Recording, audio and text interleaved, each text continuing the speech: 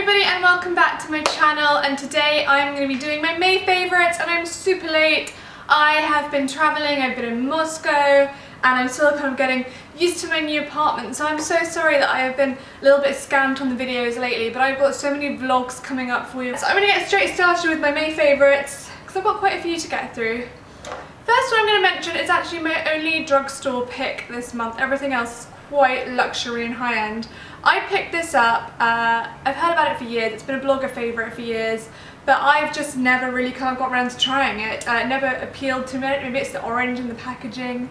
It's like, I love orange, but it's not my kind of orange. Maybe that's why, I don't know. But it's the Rimmel Wake Me Up Concealer, and I bought this in Boots because I think I was just swatching it and I was thinking, oh, my favourite concealer is, I'll show you, it's my Creme de la Mer, this one. It's about £50. It's incredible. It really brightens the under eye, but I'm going through it at an alarming rate at the moment because I'm really just packing it on. So I kind of wanted something to do the bulk of my under eye and then just pat a little bit on the Creme de la Mer just to really like wake them up and brighten them.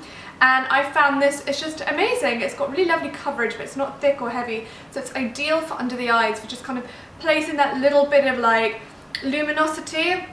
I'd actually say I prefer it to the Nars Radiant Creamy Concealer. I've definitely gone right off that. I think I go through it way too quickly. It's too expensive for what it is. It's not super high-end, it's not super cheap, and it runs out really quickly, especially if you can like draw the triangle under the eyes. So I think if you're looking for a cheaper alternative, yes, the Maybelline Fit Me is supposed to be the most alternative. I think this is actually better, and especially if you want that highlighted look under your eyes. I'm not sure how much it is, maybe it's about £6.99, but definitely more affordable than the Nars. A while ago, this company emailed me and asked me to send some haircare shampoos, and I initially said no because I was quite happy with my hair care. My shower's already kind of overflowing, and they emailed me again, so I said yeah, okay, we'll go for it. And they actually sent it to me just after I'd had a hair colour nightmare where basically, to cut a long story short, I had to dye my hair quite a bit darker to kind of rectify it, and I didn't want it fading. So I was really happy when they actually sent me a colour save shampoo and conditioner. So I was like, oh, okay, well, you know what, I actually have some real use for some good hair care now. Let's give it a go. I initially tried their mask a few times. I've got to say, I was not blown away. It was a nice mask, nothing special. And then I finally got around to trying this soft shampoo and conditioner, and it's incredible. The brand is, I think, from Stockholm. Yeah, it's from Stockholm. It's called Nila. I hope I'm pronouncing that right. And it's called the True Soft Shampoo, and it's got softening argan oil in it. It's sulfate paraben free. It's 100% vegan, and it's obviously made in Sweden. And my hair afterwards, like, I've got naturally straight hair anyway, but I had noticed recently that I was getting like quite a little bit of like frizz, and I love my Haircare shampoo because it does keep my colour in place, but I noticed it wasn't necessarily like doing any other benefits for my hair. And the second I used this, I didn't even need to like blow dry it, nothing. It just dried like super silky, super smooth, no frizz, so soft but not like fly away and staticky. And it's just really gorgeous products. They smell really fresh. They don't smell of anything amazing, they just smell fresh and clean. I love the packaging, that the packaging is like super minimalist and a Swedish style. I just think it's gorgeous, and yeah, I'd highly recommend checking them out if you've kind of got coloured hair or you want your hair to be super smooth and gorgeous and soft, and yeah, they're amazing. I use my Tarte Amazonian Clay foundation daily, but what I do is some days where I feel like it needs something extra, I like to mix it with other things. So I either mix it with my Chanel CC cream, which I love, or I've been mixing it with this, which is the Oxygenetix Breathable formula for healthier skin that provides complete coverage. And this is what I use when my skin is feeling quite dry and dehydrated, and I pop it in and I mix it with my Tarte and I really massage it into these kind of areas, and it provides the most gorgeous coverage. My skin feels totally kind of like hydrated and supple, and I just really think it's a really fantastic foundation. I know if you read Glamour magazine or follow her on Instagram, Alessandra Steiner swears by this as one of her favourite foundations when her skin is a little bit aggravated. So I'd say if you've got sensitive skin type, and you know, you don't really want one with SPF, and if you already use a separate SPF and you just want something that you can wear and it won't bother your skin, then definitely check this out. I would say as well that it's amazing for on flights, like short haul flights. I'm talking like under 5 hours.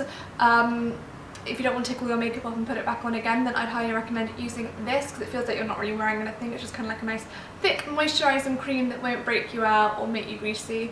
It's really fantastic. They stock it on Cult Beauty. Skincare. Luna Sleeping Night Oil by Sunday Riley. I'm sure you guys will have heard of this. It's had quite a big launch maybe about 6 weeks ago now.